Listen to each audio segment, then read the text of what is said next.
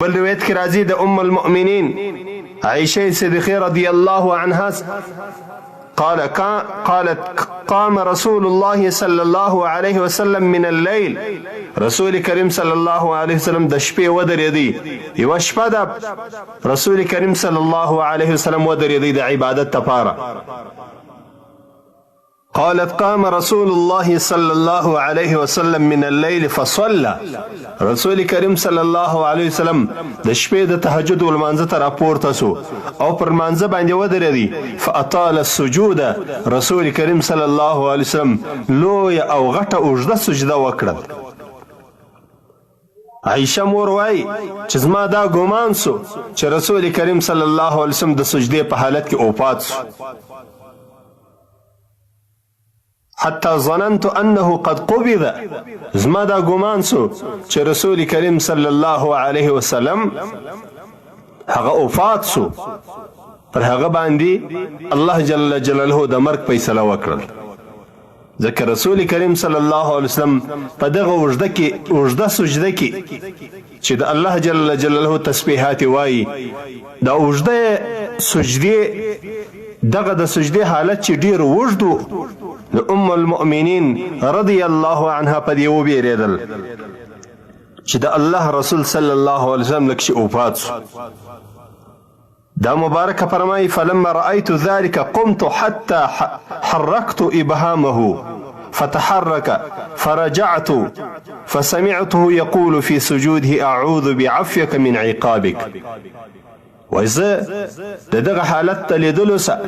د رسول کریم صلی الله علیه وسلم طرف ته ور ولاړه سوم او د رسول کریم صلی الله علیه وسلم د پښې مبارکې بټه ګوته مې وښورول چې آیا د الله رسول صلی الله علیه وسلم خو وفات سوی نه دی د مبارکه فرمای رسول کریم صلی الله علیه وسلم خپل بټه ګوته وښوروله زه بیرته ځینې راایسته سوم او رسول کریم صلی الله علیه وسلم پر لمانځه باندې پرېښوی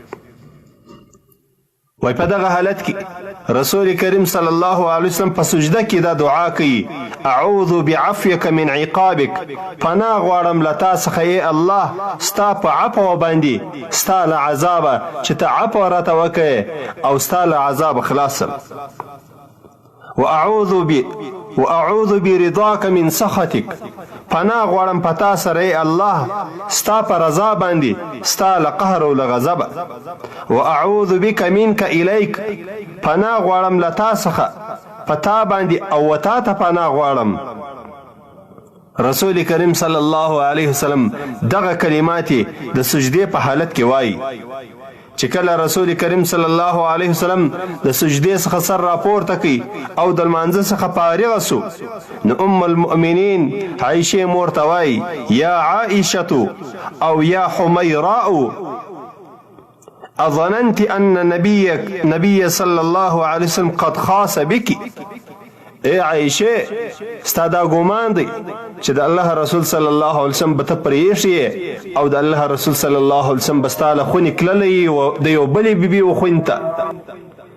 رسول کریم صلی الله علیه وسلم وخپلې مبارکې بیبي ته وایي چې ستا دا ګمان دی چې د الله نبي به ته پرېښې او ستا خاوند د الله نبي به د بلې بیبي وخونې ته تللی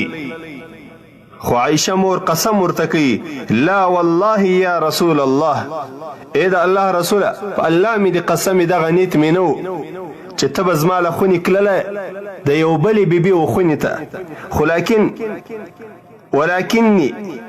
ظننت انك قبضت لطول سجودك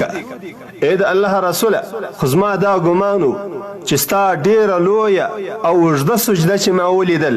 زما دا ګمان سو چې خدای نه کرده ته به وفات سوی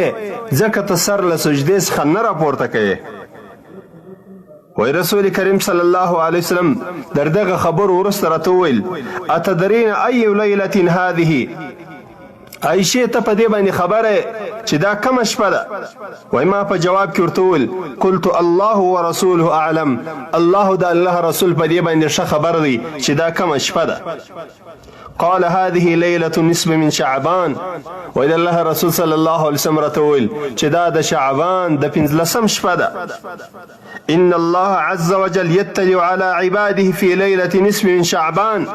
الله جل جلاله خپل خصوصي رحمتونه نازلوي په هغه 15 شپه د شعبان باندې، د شعبان په 15 باندې د 15 په شپه باندې الله جل جلاله خصوصي رحمتونه نازلوي. فيغفر للمستغفرين، الله جل جلاله بخښه کوي هغه انسانانو ته چې هغه الله جل جلاله څخه بخښه غواړي. ويرحم المسترحمين، او الله جل جلاله رحم نازلوي، خپل رحمتونه نازلوي پر هغه انسانانو باندې څوک چې د الله رحمت غواړي. ويؤخر اهل الحقد كما هم، هغه انسانان چې ناحقه سره خوابدي وي، یو له بل سره بغض او عناد لري، کین او بغض لري، یو له بل سره خوابدي وي، الله جل جلاله دغه انسانان ورسته کې پریږدي، پر دوی باندې نه د رحمت خپل رحمت نازلوي، نه الله جل جلاله دوی ته بخښه کوي، بلکې الله جل جلاله دوی پریږدي تر هغه وخته پورې چې تر څو پورې دوی په خپل مابین کې سره خوشحاله سوي نه او په خپل مابین کې بیرته اخوت اسلامي ورورګلوي نه پیل کړي، در هغه وخته پورې الله جل جلاله دوی پریږدي. نو ځکه دا میاشت یو مهمه میاشت او دغه روانه د 15 شپه دا یو مهمه شپه ده. د هر مؤمن مسلمان د پاره لازمه ده چې د دغه شپې خاص قدر وکړي، په دغه شپه باندې عبادت وکړي او د دغه 15 د شپې په ورځ باندې چې کله ورځ راسي پر دغه ورځ باندې روژه ونیسي. په یو روایت کې راځي د امیر المؤمنین علی ابن ابي طالب رضی الله عنه ده، د الله د نبی صلی الله علیه وسلم څخه د روایت کی وی نبی کریم صلی الله علیه وسلم فرمایل اذا كانت ليله نصف من شعبان، چې کله د شعبان د 15 شپه سي فقوموا ليلها، د دغه شپې عبادت وکي، وصوموا يومها، په دغه ورځ باندې روژه ونیسي، فان الله تبارك وتعالى ينزل فيها لغروب الشمس الى السماء الدنيا، الله جل جلاله د شعبان د 15 په شپه باندې چې کله لمر ولويږي الله جل جلاله بلا کیف او اول اسمان تراسي، به الله جل جلاله اعلان کی الا من مستغفر فاغفر، ایا یو څوک ستا چې زما څخه بخښه وغواړي او زه بخښه ورته وکم. الا من مسترزق فارزقوه، ایا یو څوک ستا چې زما څخه رزق وغواړي او زه رزق ورکم. الا من مفتلا فاعافيه، ایا یو څوک ستا چې دی ناجوړی او مریض وي لما څخه د خپل صحت غوښتنه وکړي او زه دته صحت ورکم او جوړ کم. الا كذا الا كذا حتى يطلع الفجر، الله جل جلاله د اعلانونه کوي در داسې اندازې پورې چې در څو پورې د سهار وخت داخليږي. رسول کریم صلی الله علیه وسلم دغه پیغام دغه روایت چې ابن ماجه راخستی دی، په دغه روایت کې موږ ته یو مهمه خبره په لاس راځي، هغه دا ده چې د شعبان د 15 په شپه باندې د الله جل جلاله عبادت کول، له الله څخه خواستونه کول او الله جل جلاله ته لاس پورته کول، د خپل مصیبتو د غمو د دفې دپاره، د خپل مریضیو د دفې دپاره، د هغه مهلکو او هغه مریضیو د دفې دپاره د الله په دربار کې لاس پورته کول، دا یو مسنون عمل دی، بالخصوص په دغه شپه باندې د شعبان د 15 او په دغه شپه باندې د الله جل جلاله څخه د خپل ګناو بخښنه او د الله جل جلاله څخه د رحمت غوښتنه، دا مسنون عمل دی، د الله رسول صلی الله علیه وسلم موږ ته بیان کړی دی. خو حتی در سهار پوری د شعبان د 15 په شپه باندې د برات د 15 په شپه باندې در سهار پوری د الله جل جلاله اعلانونه الا كذا الا كذا، ایا هغه څوک ست چې لما څخه رزق غواړي زه رزق ورکم، هغه څوک ست چې ناجوړی زما څخه د خپل مرض شفا وغواړي او زه جوړ کم، هغه څوک ست چې د قرضدار وي چې لما څخه د خپل قرض اداینه وغواړي زه قرضونه ادا کم، در سهار پوری د الله جل جلاله له طرفه د اعلانونه کیږي. نو د هر مؤمن مسلمان د پاره د دغه میاشتې خصوصي خیال ساتل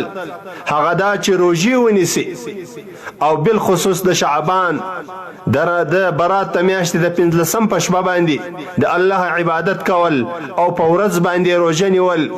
دا د په حدیث شریف کې وتاست ته تیر سول. الله جل جلاله دې موږ ته د عمل کولو توفیق را نصیب کړي او الله جل جلاله دې مو د ټولو صغیره او کبیره ګناهو معافي وکړي او الله جل جلاله دې د نیکو اعمالو توفیق را نصیب کړي. وصلى الله تعالى على خير خلقه محمد وآله وصحبه أجمعين.